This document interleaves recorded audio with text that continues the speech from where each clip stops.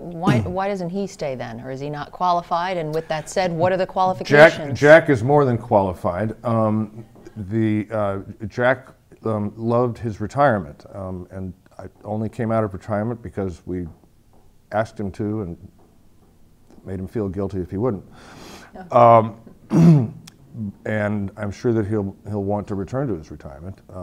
He's an active guy, does a lot of things. He and his wife travel, and he's a great member of the community besides.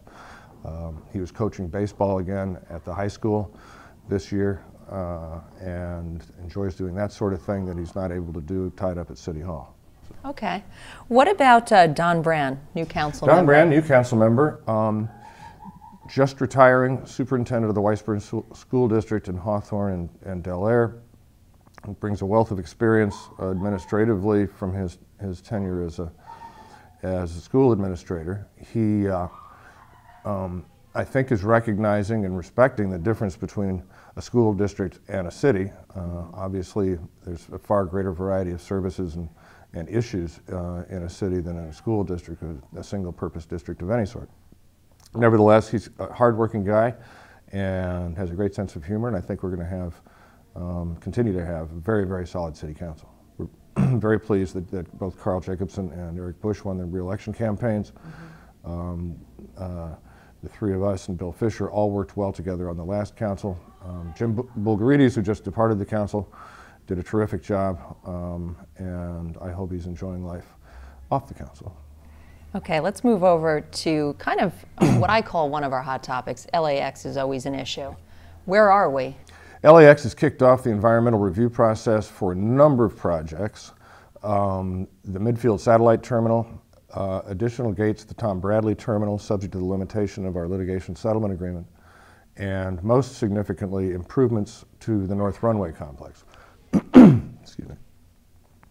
The North Runway Complex has drawn a lot of controversy because Westchester residents and those in Playa del Rey, at least some of them, are objecting to moving the northernmost runway any closer to their residential area. Even though, in our opinion, it wouldn't increase the impacts on them, sound or air pollution.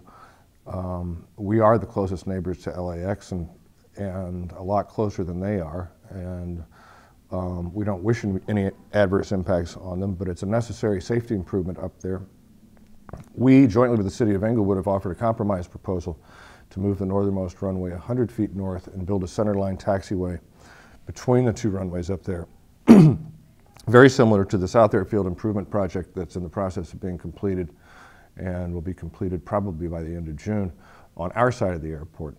LAX leads the nation in runway incursions, and it's important to remember that the greatest disaster in aviation history happened on the ground when two aircraft ran into each other.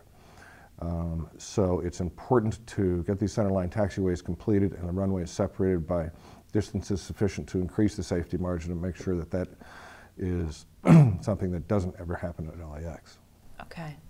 You brought up disasters, and I know that we spoke at great length about the CERT response team.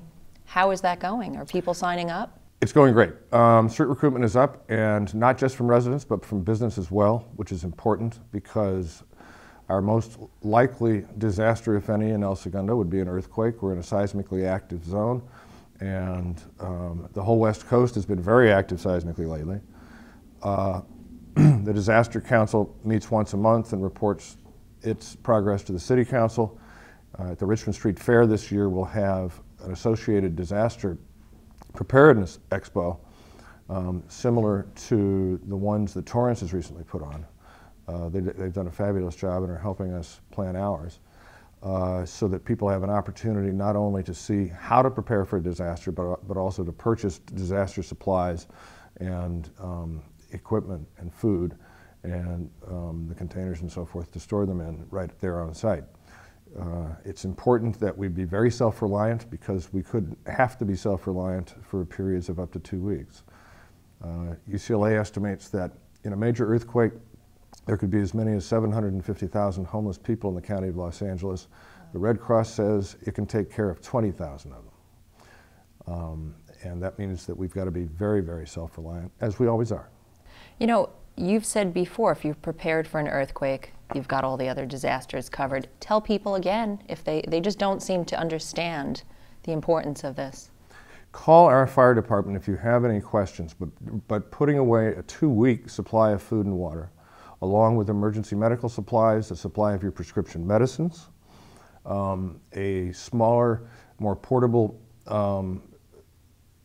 set of equipment, food and water for your car, if you happen to be in your car when an earthquake hits, is also a necessity, along with an extra pair of shoes, sunblock, extra pair of sunglasses, a hat, I mean, all sorts of things.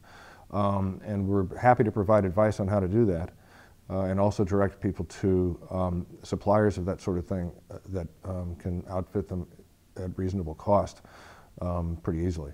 But it's extremely important because we could be cut off for a period of up to 2 weeks. Yeah. Are you still pushing people to put together their kit? Yes. Get your disaster preparedness kit put together.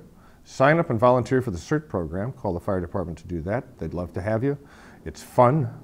Everybody who's gone through it, including a number of city employees, have really enjoyed it. You'll learn how to fight fires, perform advanced first aid, extract people from confined spaces, all sorts of stuff that average people don't learn even in basic first aid courses.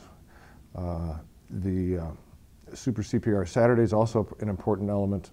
It's a May 31st event for residents and non-residents alike to learn life-saving CPR for one very good reason.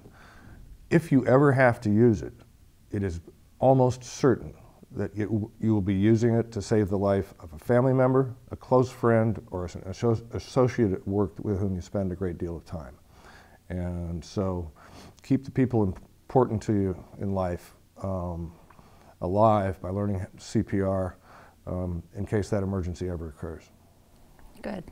Is there anything else, because we are so close to the airport, that we should be worried about, concerned about, working on? We keep a constant eye on noise monitoring and also on early turns that tend to bother people in the northwest part of the city. We have a brand new, very sophisticated camera system to track early turns. I'm working on producing a jointly produced video with the Federal Aviation Administration and the airport to distribute to chief pilots of every carrier at LAX to instruct them on what we've done and why this will positively identify culprits who make early turns over the city. Aircraft aren't supposed to turn before the shoreline, and also why other measures are important to citizens in El Segundo, such as freighters taking off from the inboard runway on the south side rather than the outboard runway. Those aircraft tend to be the noisiest, oldest, and most heavily laden aircraft operating at the airport, and all of that adds up to tremendous amounts of noise, and they leave at hours, like 3 in the morning.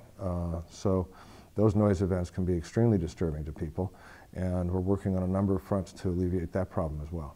Does the camera have anything to do with the GPS waypoint? Do they tie in? Do they work together? No, it is not directly related, but I'm glad you brought that up. Back in mid-December, the FAA put in place the fix for its navigational waypoint, which had been, before that time, bringing aircraft 1,000 feet closer to El Segundo than historically had been the case.